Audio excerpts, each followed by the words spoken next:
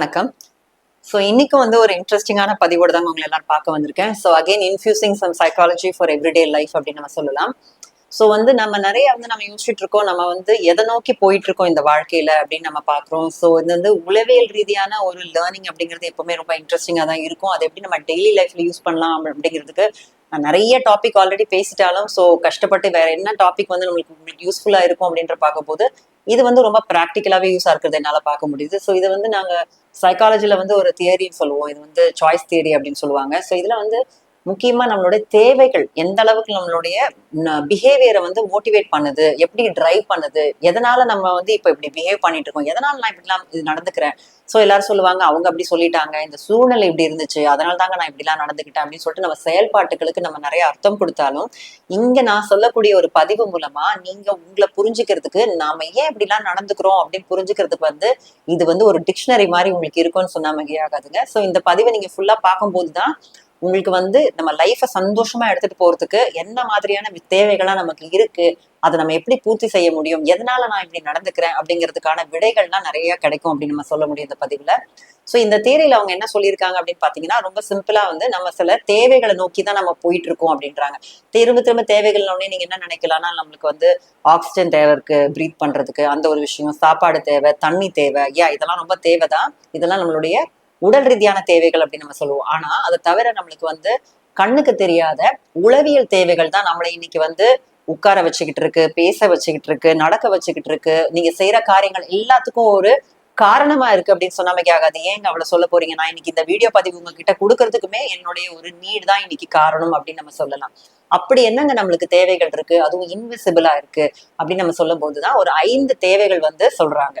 So அதுல பாத்தீங்கன்னா first thing need for survival அப்படின்னு சொல்றாங்க. நம்ம வந்து உயிரோட வாழ்றதுக்கான நீட் ஆல்ரெடி நான் கொடுத்த ஒரு எக்ஸாம்பிள் படி நம்மளுடைய பிசியாலஜிக்கல் நீட், நம்ம சாப்பிடுறது, தூங்குறது, நம்ம சர்வைவல், நம்ம பேசிக் திங்ஸ், இதெல்லாம் வந்து நம்ம பாடி நீட்ஸ், இதெல்லாம் வந்து சர்வைவல். நம்ம வந்து உயிருக்கு ஆபத்து இல்லாம நம்ம இன்னைக்கு இந்த உலகத்துல இருக்கணும் அப்படிங்கிறதுக்கான ஒரு தேவைகள்.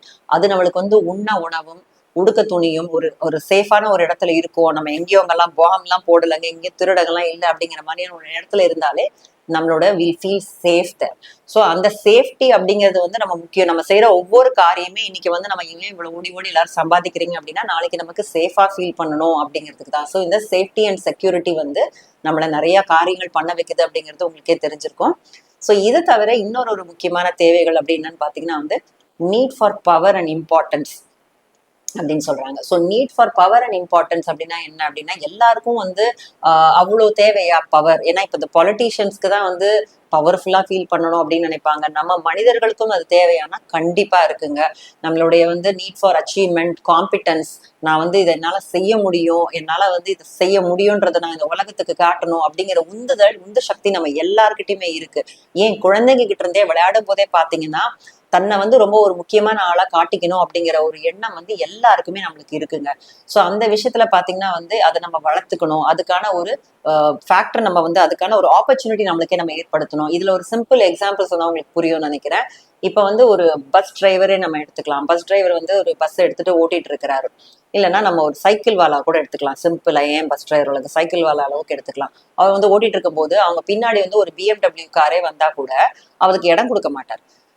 அதுக்கு முன்னாடியே ஓட்டிட்டு போயிட்டு இருப்பாரு. இல்லைன்னா வந்து சைடே கொடுக்க மாட்டாங்க. இந்த மாதிரி ஏன் பண்றாங்க அப்படின்னா அவங்களுக்கே அது தெரியாது ஏன் பண்றாங்க. They want to feel important. Otherwise அவங்களை யாரும் ரெஸ்பெக்ட் பண்ணிருக்க மாட்டாங்க, இம்பார்ட்டன்ஸ் கொடுத்துருக்க மாட்டாங்க. ஆனா அவனுக்குள்ள இருக்கிற அந்த தேவை அவங்கள வந்து அப்படி செயல்பட வைக்குது. இப்ப பாரு அந்த ரிச்சான பர்சனே என் பின்னாடிதான் வந்தாகணும் அப்படிங்கிற ஒரு கெத்து. ஸோ அந்த மாதிரி ஒரு ஃபீலிங். இப்ப நிறைய டீனேஜர்ஸ் பாத்தீங்கன்னா வந்து இந்த நம்ம கவர்மெண்ட் ஸ்கூல்ல படிக்கிற பிள்ளைங்களா இருக்கட்டும், யாரா இருக்கட்டும், நிறைய ஹேர் ஸ்டைல் எல்லாம் டிஃப்ரெண்டா பண்ணிட்டு ஒரு நம்ம தமிழ் சினிமாவில் நடிக்கிற மாதிரி ஒரு இல்லைன்னா நம்மளுடைய ஏதாவது ஒரு சினிமாவில் நடிக்கிற ஒரு ஹீரோஸ் மாதிரி அவங்களை காமிச்சுக்கிறதுக்காக ஒரு ஹேர் கட்டிங் பண்ணிப்பாங்க, டிஃப்ரெண்டா கலர்லாம் போட்டுப்பாங்க. இதெல்லாம் தே வாண்ட் ஃபீல் சீன். அதாவது இம்பார்ட்டண்டா ஃபீல் பண்ணணும், பவர்ஃபுல்லா ஃபீல் பண்ணணும், நான் யாருன்னு இந்த உலகத்துக்கு காட்டணும், இப்படிங்கிற ஒரு தேவை அவங்களுக்குள்ள இருக்கு. இது எல்லாருக்குமே இந்த தேவை இருந்தாலும் ஒவ்வொரு மனிதருக்கும் இந்த தேவைகள் வந்து சில பேருக்கு அதிகமா இருக்கலாம், சில பேருக்கு குறைவா இருக்கலாம். பட் இந்த தேவை இல்லாம இருக்காது. ஸோ இது 2வது தேவை நான் சொன்னது. 3வது தேவை என்னன்னு பாத்தீங்கன்னா வந்து need for love and belongingness அப்படின்னு நம்ம சொல்லுவோம். அது வந்து ரொம்ப ரொம்ப பேசிக் நீடுங்க.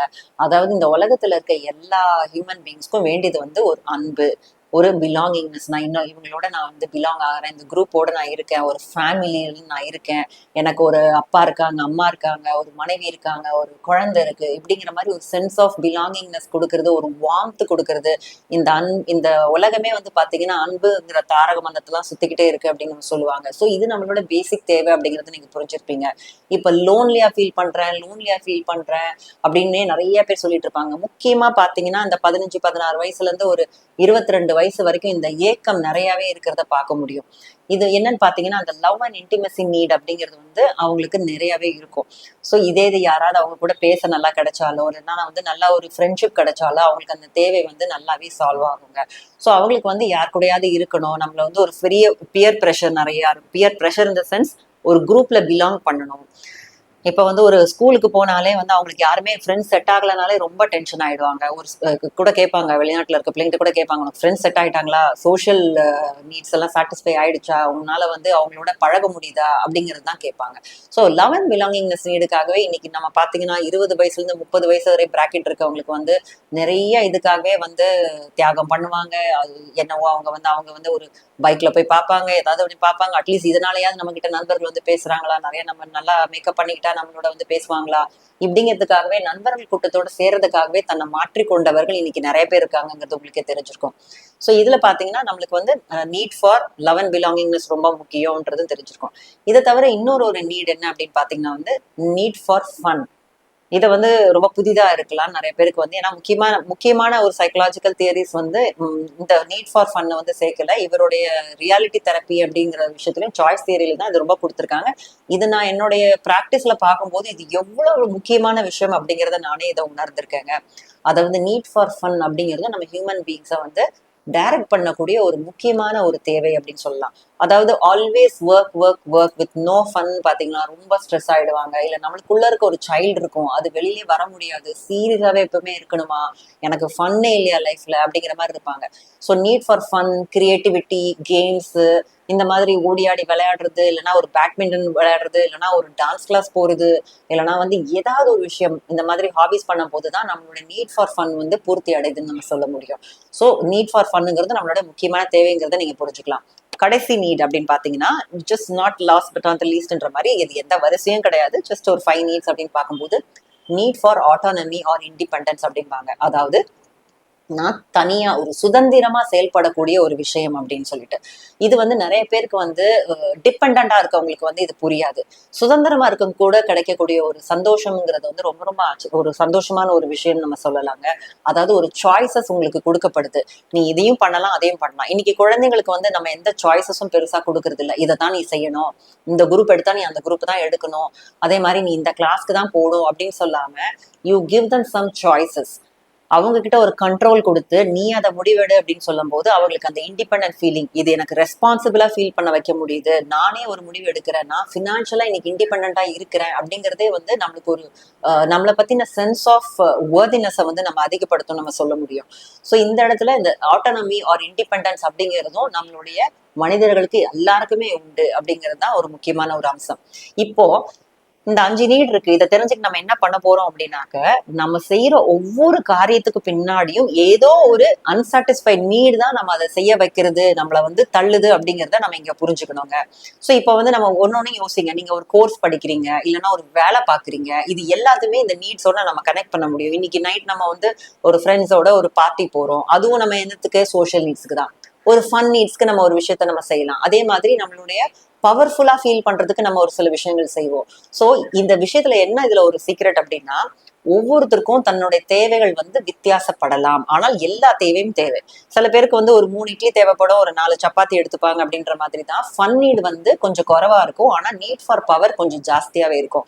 சில பேருக்கு நீட் ஃபார் ஆட்டோனமி வந்து ரொம்ப கம்மியா இருக்கும், அதே நேரத்துல வந்து நீட் ஃபார் பிலாங்கிங்னஸ் ஜாஸ்தியா இருக்கும். அது வயது வித்தியாசத்திலையும் வரலாம், இல்லைன்னா வந்து ஒரு மேல் ஃபீமேலுக்கும் வித்தியாசம் வரலாம். அது தவிர வந்து அவங்களுடைய பேக்ரவுண்டை பொறுத்தும் இது வித்தியாசப்படலாம், மனிதருக்கு மனிதர் இது வித்தியாசப்படும். அப்ப நம்ம தெரிஞ்சுக்க வேண்டியது என்ன, ஒவ்வொரு மனிதருக்கும் தன்னைத்தானே இன்ட்ராஸ்பெக்ட் பண்ணி, இப்ப நான் என்னையே கேட்டுக்கிட்டேன்னா, உங்களுக்கு 5 தேவை இருக்கு சித்ரா, எனக்கு எது எனக்கு அதிகமா இருக்கு, எது எனக்கு வேணும் அப்படிங்கிறத நான் இன்ட்ராஸ்பெக்ட் பண்ணி புரிஞ்சுக்கிட்டேன்னா தான் நான் அதை கொடுக்க முடியும் எனக்கு. இப்ப எனக்கு ஒருவேளை நீட் ஃபார் ஃபன் வந்து தேவைப்படுது இந்த டைம்ல, எனக்கு ரொம்ப ஒர்க் பண்ணிட்டேன் நான் அப்படின்னா, நான் அதுக்கான அவுட்லெட் எனக்கு கொடுக்கும் போது வாட் ஐ கெட் சாட்டிஸ்ஃபேக்ஷன். அதே மாதிரி நீங்க உங்களே கேட்டுக்கோங்க, நமக்கு நீட் ஃபார் பவர் அதிகமா இருக்கிறதுனால தான் நம்ம கொஞ்சம் ரொம்ப டாமினேட் பண்றோமோ இந்த இடத்துல, நம்ம எல்லாரும் வந்து ரொம்ப கொஞ்சம் நம்ம கீழே இருக்கணும்னு நினைக்கிறோமோ, நான் இம்பார்ட்டன்டா ஃபீல் பண்ணலையோ அதனால தான் நான் இதெல்லாம் செய்யணும், ஒருவேளை எனக்கு வந்து உறவுகள் சரியா அமையாததுனால தான் நான் ஏங்கி போயிருக்கணும், அதனால தான் நான் டிப்ரெஸ்டா ஃபீல் பண்றணும் அப்படின்னு.